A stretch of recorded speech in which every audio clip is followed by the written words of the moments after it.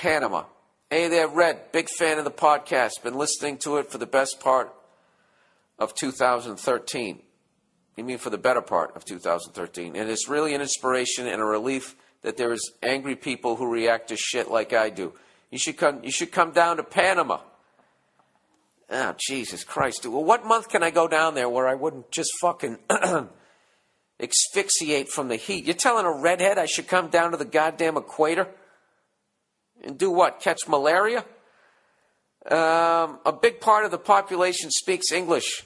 We were a U.S. colony for 100 years. I know. I remember that. And then Jimmy Carter, didn't he give you your freedom? Also, the expatriate community is huge. A lot of pasty old balls roaming our beaches. Oh, okay. The point is, you would have an audience down here. You would get kidnapped down here. It's too hot. Oh, you wouldn't, you should say. I think you were trying to say. You wouldn't get kidnapped down here. It's too hot down here for that. And thugs don't have the energy. Thanks for the podcast and go fuck yourself. Well, what is there to do down in Panama? The only thing I know about Panama is the canal and how you guys dug it and died, and then we took the credit, and then we own the Panama Canal. That's what it was. And I think Jimmy Carter finally turned it back over to you guys. And then Manuel Noriega. And the only reason why I remember his name is because of that Sebastian Bach story that I told you guys. But if you're new to the podcast, I'll tell it really quickly. When we were having issues with Manuel Noriega, which if I read up, I'm sure we put him in power and everything was cool, and then he wanted to run more of his country, and then we said he was a terrorist. That's usually how it goes. All right? That's the dysfunctional relationship that we have with just about every country that isn't a first world country.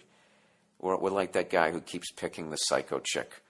Manuel Noriega, Saddam Hussein. We just keep picking the wrong person to stick into power that we can then use as a puppet. I think on our first date with our next dictator, we really need to ask, what is his relationship with his parents? Are his parents divorced? Are they still together? You know, before we start making the same fucking mistakes again. Anyways, plowing ahead. The only reason why I remember Manuel Noriega's fucking name is because I went to this Aerosmith show, New Year's Eve show at the Boston Garden in December 31st, 1989.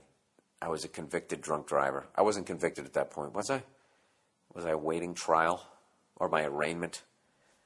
I mean, I just admitted guilty. I mean, I blew a fucking 1-9. There really was no case there. Anyways, so I go to the thing, and I'm stone sober, and Skid Row's opening up. And for some reason, Sebastian Bach decided to talk about world politics to a bunch of hair metal moron people like me. And this is how he got into it. He was wearing leather pants, of course. It was required. And he said, "Hey, man, what's up with this Manuel?" And he grabbed his dick, and he goes, "Suck my fucking burrito, man." And there was a pause, and everybody cheered. And then he just said something, "I think we should just nuke this guy back to the fucking Stone Age, man." And everybody just goes, "Wow." Everybody cheering. For some reason, we thought he just summed up our fucking foreign policy perfectly. But he's Canadian. So it's nice to hear him sound as fucking ignorant as an American. You know, hey, has my stomach been growling? I just realized I'm sort of hearing that in the background, my stomach growling.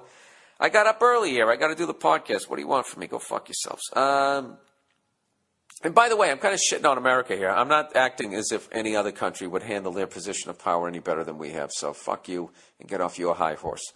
All right?